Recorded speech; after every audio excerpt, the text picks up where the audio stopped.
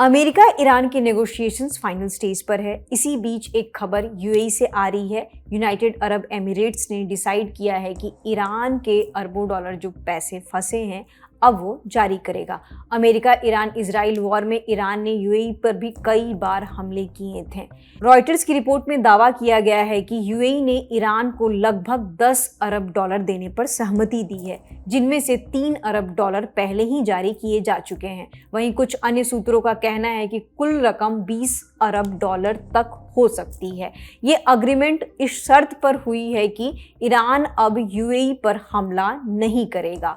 पर जब ये रिपोर्ट आई तब यूएई के विदेश मंत्रालय ने आधिकारिक बयान जारी कर इन दावों को पूरी तरह खारिज कर दिया। मंत्रालय ने कहा है, संयुक्त अरब अमीरात यानी कि यूएई ने अंतर्राष्ट्रीय मीडिया की उन खबरों को पूरी तरह से खारिज किया है जिनमें दावा किया जा रहा था कि यूएई से ईरान को भारी रकम ट्रांसफर की गई है। मीडिया में 3 बिलियन करीब 3 अरब डॉलर ट्रांसफर किए जाने का जो दावा किया जा रहा है वह बिल्कुल गलत है। ईरान का कोई भी फंड जो फ्रीज कर रखा गया है उसे यूएई के जरिए ना तो रिलीज किया गया है और न ही कहीं ट्रांसफर किया गया है। मंत्रालय ने मीडिया चैनलों और अखबारों से अपील की है कि वे खबरों की जांच परख ठीक से करें और हमेशा आधिकारिक सूत्रों से ही जानकारी लें, बिना किसी सबूत या बिना विश्वसनीयता वाली झूठी खबरों और दावों को फैलाने से बचें।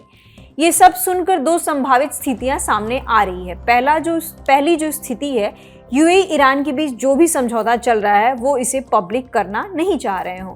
दूसरा कि रॉयटर्स को जो भी इनपुट मिले हों वो अधूरे हो सकते हैं, इसलिए अभी इसे दावा ही मान रहे हैं।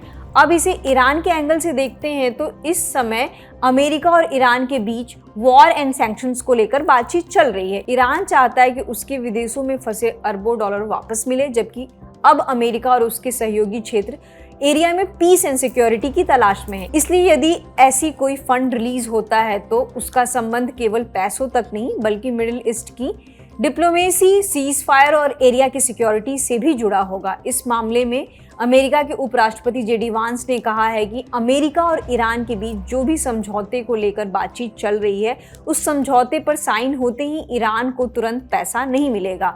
ईरान को इकोनॉमिक बेनिफिट तभी मिलेगा जब वह समझौते की शर्तों को पालन करेगा। मतलब ये जो फंड वाली बात है उसको यूएसए ने भी कंफर्म किया है। इस मामले में रॉयटर्स की टीम ने ईरान के ऑफिशियल्स को कांटेक्ट करने की कोशिश की, लेकिन ये खबर लिखे जाने तक ईरान के ऑफिशियल का इस मामले को लेकर कोई भी बयान नहीं आया है। रॉयटर्स की टीम ने ये भी बताया कि जिन सोर्सेज के हवाले से उन्होंने इस खबर को लिखा उनकी पहचान को सार्वजनिक नहीं किया जा सकता क्योंकि मामला जो है वो सेंसिटिव है।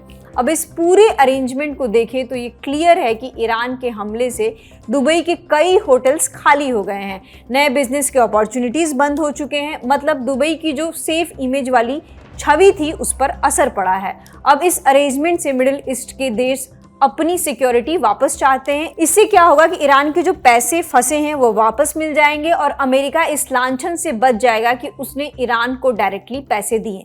फिलहाल इस खबर में इतना ही। आगे जो भी अपडेट्स आएंगे हम आप तक पहुंचाते रहेंगे। शुक्रिया।